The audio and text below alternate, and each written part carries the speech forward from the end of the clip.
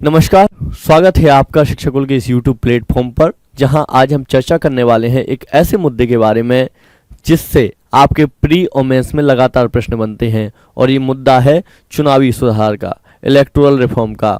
2023 में एक क्वेश्चन भी बना था, there is a dire need for electoral reform in India, discuss various challenges related to election in India and suggest some measures to resolve them. 250 शब्दों में लिखना था। इसके अलावा यूपीपीसीएस में एक और प्रश्न आया था, चुनावी बॉन्ड से क्या समझते हैं आप। इससे संबंधित कुछ बातों की चर्चा करनी थी वहाँ पे, चुनावी बॉन्ड और एक तरीके से रिफॉर्म की भी हमें बात करनी थी, क्योंकि जब भी आप बात करें, आप सिविल सेवक हैं तो आप रिफॉर्म की चर्चा तो करेंगे ही कि क्या अच्छा हो सकता है जिससे भारत का लोकतंत्र और मजबूत हो जाए और बेहतर हो जाए। ये तो आपका प्राइमरी काम है, आपको करना ही पड़ेगा। तो आइए इस प्रश्न के साथ हम चर्चा कर लेते हैं आज एक बेहद इंपॉर्टेंट टॉपिक के बारे में। आज का हिंदू था, ये हिंदू है 17 नवंबर का। तो 17 नवंबर के हिंदू में एक बहुत ही एवरग्रीन आर्टिकल छपा हुआ था, और ये आर्टिकल था should elections be state funded. तो ये आर्टिकल छपा हुआ था, काफी महत्वपूर्ण आर्टिकल है। और ये आर्टिकल बिल्कुल ऐसा ही था जैसे महात्मा गांधी जी का हिंद स्वराज लिखा गया था, बिल्कुल क्वेश्चन आंसर की शैली में, प्रश्न और जवाब की शैली में।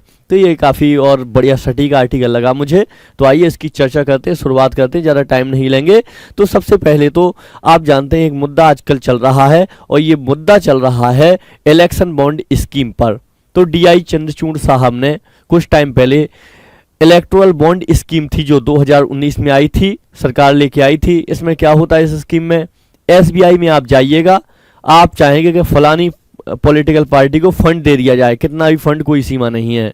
तो वो क्या करेंगे, आपको एक पर्ची लिख के दे देंगे और वो पर्ची आपको मिल जाएगी। वो पर्ची आप अपने नेता को दे दीजिएगा, नेता जाके अपने पैसे ले लेगा अकाउंट में।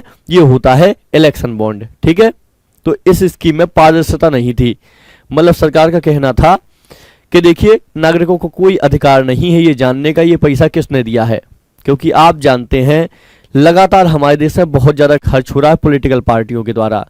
पिछला अगर लोकसभा चुनाव की बात करें तो 60,000 करोड़ का चुनाव था। ये पिछले लोकसभा की बात कर रहे हैं हम, 2019 वाले की, नया आने वाला है, इसमें पता चलेगा हमें। तो 60,000 करोड़ ये दुनिया का सबसे महंगा चुनाव था, ठीक है। तो ऐसे में सरकार का कहना था नागरिक क्या करेंगे जान के कि हमें किसने पैसा दिया। थोड़े ना नागरिकों ने दिया है, थोड़े जनता ने दिया है, ये पैसा तो हमारे दोस्तों ने दिया है, जो कॉर्पोरेट पूंजीपति दोस्त हैं हमारे, साइड में चलते हैं, ठीक है। आप समझ ही गए होंगे, नाम नहीं गिनाऊंगा मैं, नहीं तो अच्छा नहीं लगेगा। तो सबसे महंगा चुनाव हुआ था, तो सरकार ने कहा कोई जरूरत नहीं है इसकी ट्रांसपेरेंसी रखने की इलेक्टोरल बॉन्ड स्कीम में। तो इसको चंद्रचूड़ साहब ने कहा था ये सुनने में हमें अच्छा नहीं लग रहा है, हम इसके बारे में जल्द ही निर्णय सुनाएंगे। तो ये निर्णय चंद्रचूड़ साहब ने रख लिया है अपने पास। अब देखते हैं कब ये निर्णय सुनाते हैं इलेक्टोरल बॉन्ड को लेके। छोड़िए ये बात, ये जब कंफर्म हो जाएगा तब बात करेंगे, आज की बात करते हैं।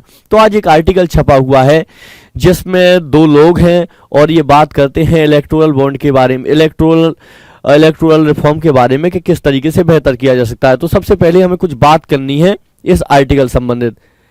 सबसे पहले अगर फंडिंग सोर्स क्या क्या होते हैं, मतलब आप फंडिंग सोर्स का मतलब तो जानते हैं ना, should election be state funded. तो यहाँ पे सबसे पहले हमारे राइटर साहब बोलते हैं, जो ये आप बोलते हैं ना शब्द है स्टेट फंडेड, तो ये बोलना बंद कर दीजिए, क्योंकि स्टेट फंडिंग बोलने का मतलब होता है कि आप बोल रहे हैं राज्य इनको पैसे देगा हमारे चुनाव लड़ने वाले नेताओं को और उनका चुनाव करवाएगा। ये गलत कॉन्सेप्ट है। स्टेट फंडिंग का मतलब होता है ये जनता का पैसा है, ठीक है। जनता पैसा देगी हमारे निर्वाचन नेताओं को, जनता पैसा देगी, तो ये जनता का पैसा है और जनता के लिए खर्च होगा। तो स्टेट फंडिंग बोल के पब्लिक फंडिंग बोलिए, ये ज़्यादा सुनने में अच्छा लगता है। अच्छी बात है, कोई दिक्कत नहीं, नाम का बहुत बड़ा अंतर होता है, ये बात हम जान चुके हैं पिछले 8-9 सालों में जान चुके हैं। नाम बहुत कुछ कहते हैं, और देखिए आपको ये व्यंग्य लग सकता है लेकिन ये सच्चाई भी है, नाम अपने आप में बहुत कुछ कहते हैं। अगर आपको लगे नाम कुछ नहीं कहते हैं तो एक काम करिएगा, अपने गांव का नाम पाकिस्तान रख लीजिएगा या अपना नाम पाकिस्तान रख लीजिएगा। जब कोई आपको पुकारेगा तब आपको समझ में आएगा नहीं यार, नाम तो बहुत कुछ कहता है। जैसे एक नाम कहता है, किसी का नाम तेज प्रकाश हो और एक नंबर का घटिया व्यक्ति हो, तो आप कहेंगे कितना गंदा नाम रखा हुआ है भाई तुमने, है ना। तो नाम बहुत कुछ कहते हैं। तो इसका भी, इसको स्टेट फंडिंग ना कह के पब्लिक फंडिंग कहा जाए, सबसे पहले हमारे राइटर साहब कहते हैं। अब क्या होती है पब्लिक फंडिंग, स्टेट फंडिंग, या फंडिंग के सोर्स क्या होते हैं हमारी पॉलिटिकल पार्टियों के पास, सबसे पहले ये जिक्र कर लेते हैं। तो सुनिएगा, क्या फंडिंग सोर्स होते हैं, कितने हो सकते हैं आपके हिसाब से। जनता होती है एक फंडिंग सोर्स, ठीक है। अभी हाल फिलहाल परिस्थितियों की बात करें, एक कॉर्पोरेट के लोग होते हैं, यही है सबसे बड़ा फंडिंग सोर्स। अगर आपने मूवी देखी हो राजनीति, जिसमें नाना पाटेकर है, अजय देवगन है, बिल्कुल महाभारत की थीम पे लिखी गई थी, और जो डायरेक्टर झा साहब हैं उन्होंने वो मूवी डायरेक्ट की थी। तो इस मूवी में आप देखेंगे बिल्कुल कॉर्पोरेट और जो नेता है उनका गठजोड़ दिखाई देगा आपको अच्छे तरीके से। जनता कॉर्पोरेट हो सकती है, और क्या हो सकता है, कुछ अन्य स्रोत भी हो सकते हैं। जैसे अन्य में क्या आ जाएगा, एनजीओ आ जाएगा। आप जानते हैं भारत में करोड़ों रुपए आते हैं हर साल एनजीओ के नाम पर, अमेठी में बहुत सारे खर्च होते हैं, और भी आते हैं। बिल गेट्स फाउंडेशन की रिपोर्ट भी आई थी, उसने कितना पैसा दिया है।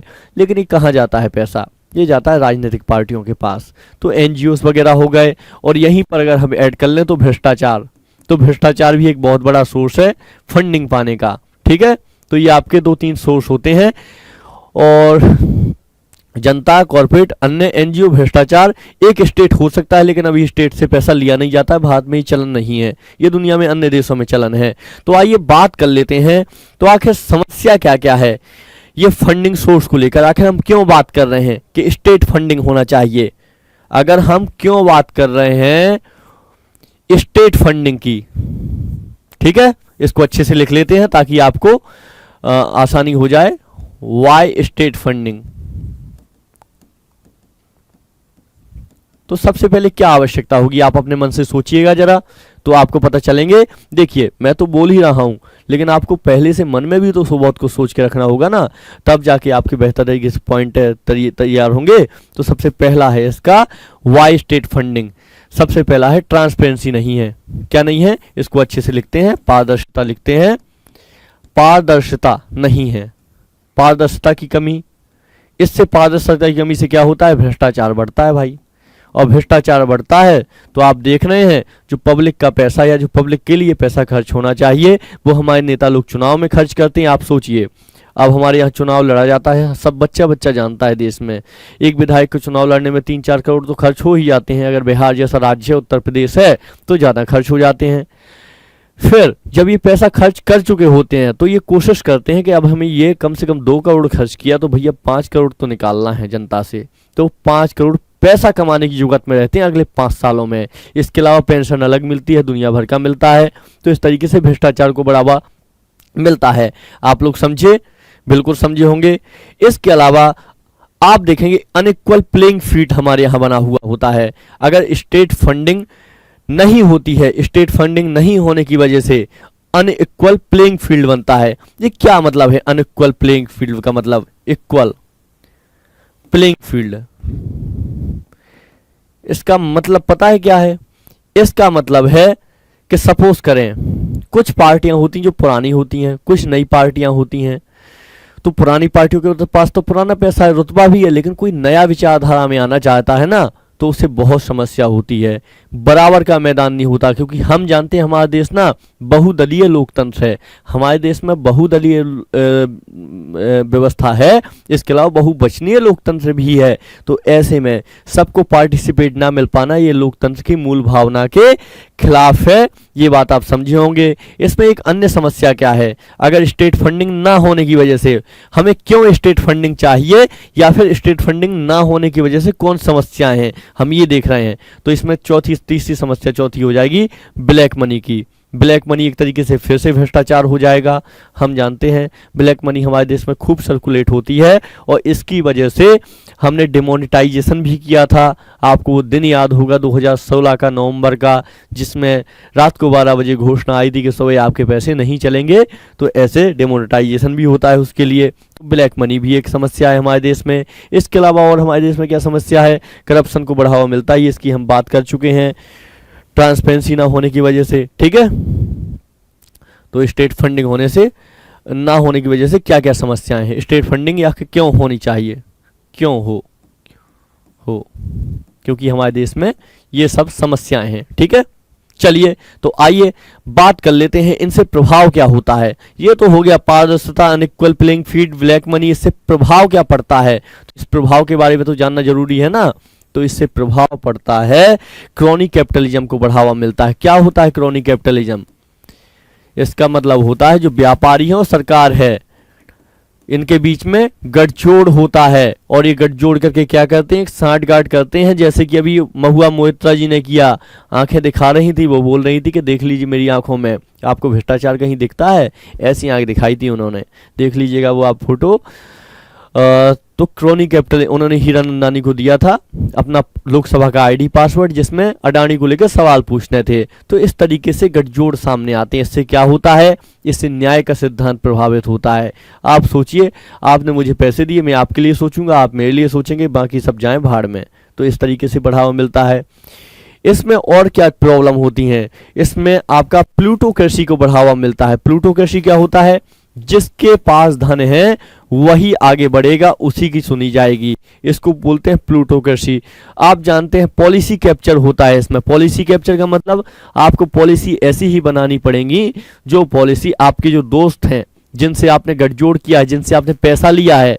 स्टेट फंडिंग क्यों हो, क्योंकि पारदर्शी भ्रष्टाचार। क्यों हुआ था भ्रष्टाचार, क्योंकि हमारे नेताओं ने इनसे पैसे लिए थे कॉर्पोरेट वालों से। तो यहाँ पे पॉलिसी कैप्चर भी तो होगा ना, जब आप पैसा लेंगे तो कुछ देना भी पड़ेगा। तो इस तरीके से एक क्रिमिनल नेक्सस इसमें समस्या है। आप देखते हैं क्रिमिनल लोग क्या करते हैं, हमारे नेता लोग ऐसे लोगों को टिकट देते हैं जो जीत सकें, तो एक नेक्सस बनता है। इसके अलावा आप देखेंगे एक कॉर्पोरेट नेक्सस भी बनता है। इसके अलावा क्या हो जाएगा, वोटर का मैनिपुलेशन होता है। वोटर मैनिपुलेशन क्या होता है, आप देखेंगे वोटर मैनिपुलेशन, इसमें आप देखेंगे अगर स्टेट फंडिंग हमारे पास नहीं है तो बड़ी आसानी से वोटर्स को आप पैसे देते हैं, लालच कर लेते हैं, क्योंकि आपके पास पैसा तो खूब होता है, पैसे की कमी तो होती नहीं है, तो आप उनको दारू भी देते हैं। आज हमने अडम गौड़वी की सुबह सुबह एक कविता देखी थी, जब हम सुबह का एडिटोरियल कर रहे थे, उसमें लिखा था कि काजू का चखना और कुछ रम वगैरह, इसी से हमारा लोकतंत्र का वोट बिक जाता है। तो ऐसी कुछ एक कविता थी, अब मुझे कविता एग्जैक्ट याद नहीं है। तो वोटर को बड़ी आसानी से मैनिपुलेट किया जाता है। आप जानते भी हैं कि बड़ी आसानी से एक दारू के खंभे के लिए लोग जिसको चाहे उसको वोट दे देते हैं। तो ये सब समस्याएं, क्योंकि उनके पास पैसे की कमी नहीं है ना। यहाँ पे स्टेट फंडिंग करेगा तो एक लिमिटेड अमाउंट होगा, तो स्टेट ऐसे वैसे खर्च नहीं करेगा, उसको कायदे से खर्च करना पड़ेगा। तो आप ये पॉइंट समझे क्या कि स्टेट फंडिंग क्यों होने की वजह से क्या समस्याएं हैं और इसके प्रभाव क्या होंगे अगर स्टेट फंडिंग नहीं हो रही है। तो स्टेट फंडिंग नहीं होती है तो क्या प्रभाव चल रहे हैं अभी। अब हम आगे बात करेंगे आखिर क्यों हो स्टेट फंडिंग। ठीक है, तो ये स्टेट फंडिंग के बारे में आपने कुछ अभी बातें सुनी हमने यहाँ पे हमारे राइटर साहब ने ये सारी चीजें कही थी। इसके बाद हमारे राइटर साहब बोलते हैं यहाँ पे, तो आखिर कितना पैसा मिलेगा स्टेट फंडिंग में, ये एक क्वेश्चन यहाँ पे उभर के आता है। इसके अलावा एक दूसरा क्वेश्चन उभर के आता है, किस आधार पे फंडिंग होगी। मतलब इसमें आप देखेंगे कोई ना कोई तो आधार होगा ना। आप सब सपोज करिए कि आपका मन हुआ कि चलो यार स्टेट फंडिंग मिल रही है, मैं भी एक पार्टी खोल लेता हूँ और कल से मैं भी एक पार्टी का कार्यालय बनाता हूँ अपनी झुग्गी झोपड़ी में। तो ऐसा नहीं हो सकता है, उसके लिए कोई आधार हो सकेगा। आप देखेंगे अन्य देशों की अगर हम बात करें, यूएस की बात करें, हम अदर कंट्री की बात करें, तो वहाँ पे क्या होता है, आपके लिए कुछ आंकड़ा होना चाहिए कि आप कितने % वोट पाए थे। आपने 1% वोट पाए हैं पिछले इलेक्शन में, या आपका परफॉर्मेंस कैसा रहा, उसके आधार पे आपका डिसाइड होता है। इसके अलावा यहाँ पे कुछ और सवाल हमारे राइटर महोदय उठाते हैं। ये कहते हैं why do other democracy handle this, मतलब जो दूसरी डेमोक्रेसी हैं वो कैसे स्टेट फंडिंग को नॉर्म करती हैं, कैसे उस पर काम करती हैं। तो इसके बारे में बोलते हैं करीब ऐसे 34 देश हैं, क्या बात करते हैं, 34 देश हैं जहां पे स्टेट फंडेड इलेक्शन होते हैं। जिसमें से जो नॉर्वे देश है, नॉर्वे, ये बात करते हैं नॉर्वे की, सुनिएगा ध्यान से, ये बात करते हैं नॉर्वे की। नॉर्वे में 74% फंडिंग राज्य करता है। इसी तरह यूएस की ये बात करते हैं, एग्जाम्पल दे रहे हैं। यूएसए में क्या होता है, आपके यहाँ पे एक अलग मॉडल चलता है। यूएसए में 50% फंडिंग राज्य करता है और 50% फंडिंग जनता करती है। लेकिन समस्या क्या है, अगर राज्य फंडिंग करेगा तो राज्य बोलता है हमें 100% ट्रांसपेरेंसी चाहिए, हमें चाहिए 1 रुपए कहाँ खर्च किया। तो ऐसे में क्या हो रहा है, वहां पे 2 साल से जो वहां की पॉलिटिकल पार्टियां हैं राज्य से पैसा ही नहीं ले रही हैं कि नहीं हमें नहीं आपका पैसा चाहिए लेकिन हम ट्रांसपेरेंसी नहीं आपको देंगे। तो ये ट्रांसपेरेंसी एक बहुत बड़ी चीज है, यही एक सबसे बड़ी समस्या है। तो अब ऐसे में राइटर साहब ने बता दिया वर्ल्ड सिनेरियो, भारत का सिनेरियो बता दिया, क्या परेशानी चल रही है, इससे क्या प्रभाव हो रहे हैं, वर्ल्ड में क्या क्या चल रहा है। अब बात करते हैं उपाय की। तो उपाय क्या होंगे, यहाँ पे आप देखेंगे, पेपर पढ़िएगा, ये पीडीएफ आपको मिल जाएगी। तो यहाँ पे हमारे राइटर साहब बताते हैं कुछ कमेटीज के बारे में जो भारत में बनी है और जिन्होंने भारत में खूब कार्य किया है। तो इस पहली कमेटी का नाम है इंद्रजीत गुप्ता कमेटी। इंद्रजीत गुप्ता कमेटी। तो ये कमेटी एक बहुत शानदार कमेटी थी चुनाव सुधार पर। आप देखेंगे यहाँ पे लिखा हुआ है जिसमें ये 4 रिपोर्ट की बात करते हैं। Indrajit Gupta committee report, the law commission India report 1999 की, the report of the second administrative reform commission यानी सेकेंड ARC 2008 की, और national commission to review the working of the constitution report 2001। इस तरीके से 4 रिपोर्ट की बात करते हैं जिनमें से ये बोलते हैं कि जो ये 3 रिपोर्ट है इसमें से जो ये 3 रिपोर्ट है ये बात करती हैं स्टेट फंडिंग की। ठीक है, इंद्रजीत गुप्ता कमेटी हो गई, सेकेंड ARC। आप लिख सकते हैं एग्जाम में कि कौन कौन सी कमेटियां हैं जो बोलती हैं कि भारत में स्टेट फंडिंग होनी चाहिए। इसमें लॉ कमीशन की रिपोर्ट हो जाएगी यानी विधि आयोग की रिपोर्ट हो जाएगी। और हाल फिलहाल में आपको और भी अचंभा लगेगा, PM मोदी भी बोल चुके हैं कि स्टेट फंडिंग होनी चाहिए इलेक्शन में। ये PM मोदी भी बोल चुके हैं, लेकिन कोई भी सरकार इसको आगे नहीं बढ़ाती है, बोलते सब हैं। PM मोदी ने अगर प्रीवियस जाएंगे तो कांग्रेस ने भी बोल रखा है कि भैया इलेक्शन फंडिंग होनी चाहिए। तो ये तो हुआ दायरा कि इलेक्शन फंडिंग के सपोर्ट में कौन कौन से हैं। ठीक है, हमारे पास स्टेटमेंट तो आपने ये देख लिया, ये हमारे सब सपोर्टिव हैं स्टेटमेंट, ये सारी समितियां, क्योंकि कमेटी बहुत महत्वपूर्ण होती है। जब आंसर राइटिंग आप करेंगे ना तो आपके पास कुछ कमेटी की विचारधाराएं होनी चाहिए। कमेटी एक टॉपिक पर स्पेशली बनाई जाती हैं, अगर आप उनको बढ़िया से पढ़ लेते हैं तो आसान होता है उनके बारे में लिखना, उनके बारे में समझना किसी टॉपिक पर। अगर वो हवा में पूछ दे, जैसे UPSC ने पूछा था दिल्ली के कूड़े के पहाड़ों पर, कूड़े के पहाड़ ना सरकार साफ कर पा रही है ना कोई का साफ कर पा रहा है। तो ऐसे में क्वेश्चन पूछा था 2018 में UPSC ने कि इन कूड़े के पहाड़ों को साफ करने का कोई उपाय बताइए। तो सरकार को पता नहीं था तो कैंडिडेट को कहां से पता होगा, लेकिन ये प्रश्न पूछा था, इसलिए आप कुछ उपाय सोच के रखा करें। ठीक है, तो इस तरीके से ये बात करते हैं विधि आयोग, PM Modi, Congress, second ARC की, ये सब सपोर्ट में है। तो अब एक सवाल और बनता है हमारे यहाँ पे, अगर इससे हमें फायदा क्या होगा, इफ पॉलिटिकल फंडिंग डन, अगर फंडिंग होती है तो, अगर फंडिंग होती है तो क्या होगा, इससे हमें क्या फायदा हो जाएगा, आइए ये सुन लेते हैं। तो इससे क्या होगा, सबसे पहले है आप देखेंगे तो सबसे पहले एक पॉलिटिकल फंडिंग डन होती है तो गवर्नमेंट का इन्फ्लुएंस बढ़ेगा, क्योंकि आप जानते हैं भारत एक बहु विविधता वाला बहुदलीय व्यवस्था है। तो ऐसे में सरकार का, आप जानते हैं हमारे देश में सरकार भी जो होती है ना वो भी एक दल की होती है, स्पीकर भी एक दल का होता है। ब्रिटेन की तरह नहीं होता कि स्पीकर आपने बना दिया वो निरपेक्ष निर्णय करेगा, बल्कि वो दल से जुड़ा हुआ होता है। तो ऐसे में हमारे देश में सरकार भी एक दल ही होती है, तो सरकार का इन्फ्लुएंस बढ़ेगा, सरकार का उसमें ज़्यादा रवैया सख्त होगा। सरकार चाहेगी कि आपको ऐसे काम के लिए हम फंडिंग ना दें जो हमारे लिए विरोध में हो सकते हैं। तो सरकार का मतलब उसमें हस्तक्षेप बहुत ज़्यादा बढ़ जाएगा अगर फंडिंग होती है। पॉजिटिव नेगेटिव हम दोनों की बात कर रहे हैं। ठीक है, सरकार का हस्तक्षेप बढ़ जाएगा। आप इसमें देखेंगे जो पारदर्शिता है, तो ये पारदर्शिता तो एक तरीके से आ जाएगी, पारदर्शिता आ जाएगी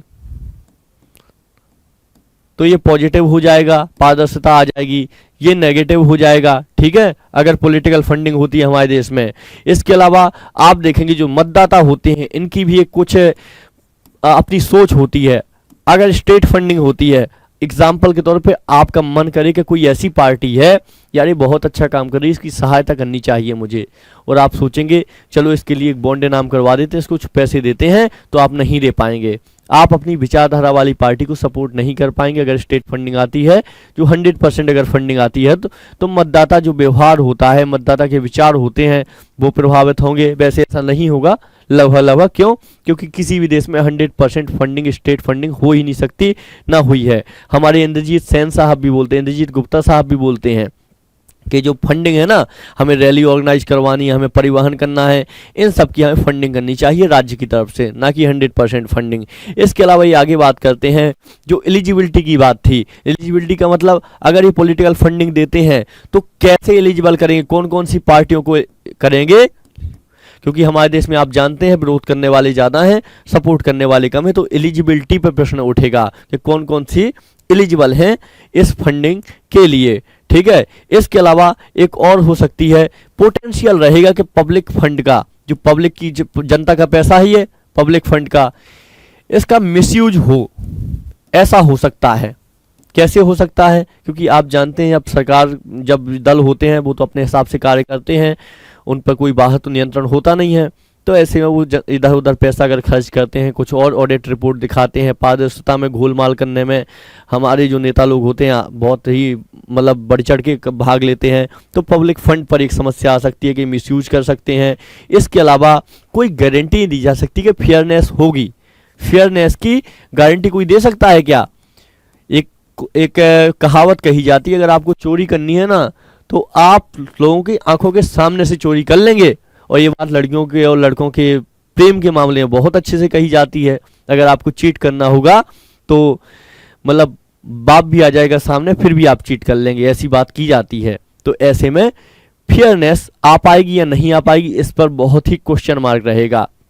तो अगर फंडिंग होती है तो ये सबसे बड़ी बात है। बाकी एक जो बताई जा रही है बात पारदर्शिता की, तो हमें ये प्राप्त हो सकती है बढ़िया तरीके से, ठीक है। तो इस तरीके से ये पूरा आर्टिकल था जिसके बारे में बात की जा रही थी। तो आज हमने सारे पॉइंट डिस्कस कर लिए, जिसमें से should election be state funded, हमने ये टॉपिक कवर किया, ठीक है। तो ये आप याद रखिएगा, कुछ कमेटी के नाम जरूर याद रखिएगा, जिसमें इंद्रजीत गुप्ता कमेटी बहुत ज़्यादा महत्वपूर्ण है, क्योंकि ये जो कमेटी है ना, ये बहुत अच्छे तरीके से पक्ष लेती है कि स्टेट फंडिंग होनी चाहिए, ठीक है। हालांकि जनता के ऊपर भार ज़्यादा बढ़ जाएगा, लेकिन फिर भी क्या कर सकते हैं, हमारा लोकतंत्र है, लोकतंत्र को जिंदा रखने के लिए जनता को दुख लेने पड़ते हैं। क्योंकि आपको लग रहा होगा कि हम तो इनकम टैक्स देते ही नहीं है, हमारे ऊपर बोझ कैसे आएगा। आप बर्गर तो खाते हैं ना, बर्गर भी खाते होंगे, चिप्स भी खाते होंगे, तो चिप्स खाते हैं तो उसके ऊपर GST लगता है, कुछ टैक्स काटती है सरकार, तब जाके आपको 10 रुपये का मिलता है। तो वो भी आप भी सेवा ही कर रहे हैं देश की, तो आप पर भी टैक्स लग रहा है। इस तरीके से जनता पर भार बढ़ेगा, ऐसा माना जा रहा है ये इलेक्शन फंडिंग के नाम पर। तो ये पूरा आर्टिकल था जो हमने बहुत शानदार तरीके से डिस्कस किया, और इससे नो डाउट मुझे भी लगता है काफ़ी फ़ायदे होंगे, लेकिन फिर भी आवश्यकता है कि इस पर बढ़िया तरीके से चर्चा की जाए। जैसे वन नेशन वन इलेक्शन पर चर्चा होनी है, चर्चा इस पर भी की जानी चाहिए। आप देखेंगे ये सारे टॉपिक ना, one nation one election, one nation one election, इसके अलावा स्टेट फंडिंग, ये सारे टॉपिक एक दूसरे से जुड़े हुए हैं। अगर अच्छे तरीके से समाधान करना, इसमें आ जाएगा आपका इलेक्शन बॉन्ड आ जाएगा। तो ये सारे टॉपिक जुड़े हुए हैं, तो ये सारे टॉपिक अच्छे से कवर कीजिएगा कॉम्प्रिहेंसिव तरीके से, तब आके आप अच्छे से एक बढ़िया से आंसर लिख पाएंगे जो वास्तव में बहुत ही उत्कृष्ट होगा। तो ठीक है, आंसर को देख लीजिएगा, थोड़ा फ्रेम कीजिएगा। आपको एक शुरुआत करनी है, इसके बीच में बढ़िया से कंटेंट लिखना है, पॉइंट वाइज लिखिएगा, एक निष्कर्ष लिखिएगा कि हाँ स्टेट फंडिंग हो सकती है, की जा सकती है, क्यों की जा सकती है, आप कैसे कह सकते हैं होनी चाहिए स्टेट फंडिंग, क्योंकि इंद्रजीत गुप्ता कमेटी कह रही है और भी विधि आयोग कह रहा है, लॉ कमीशन की रिपोर्ट कह रही है, इस तरीके से सब लोग कह रहे हैं। तो हाँ होनी चाहिए स्टेट फंडिंग, कम से कम एक पायलट प्रोजेक्ट के रूप में। अगर आपको और भी बचना है निष्कर्ष में आपको बचना है, तो और भी अच्छे तरीके से अपना बचाव करते हुए कह सकते हैं कि कम से कम पायलट प्रोजेक्ट के रूप में स्टेट फंडिंग की शुरुआत की जानी चाहिए। अगर इसमें बढ़िया आता है तो अच्छी बात है, नहीं आता है तो कोई दिक्कत नहीं, हम जैसे थे वैसे भले, ठीक है। तो आज के सेशन को अब हम यहीं कंप्लीट करते हैं, काफ़ी लंबा नहीं है, इसको करना है ज़्यादा, नहीं तो आपको समस्या हो सकती है। ठीक है, चलिए तो ख़त्म करते हैं, नमस्कार।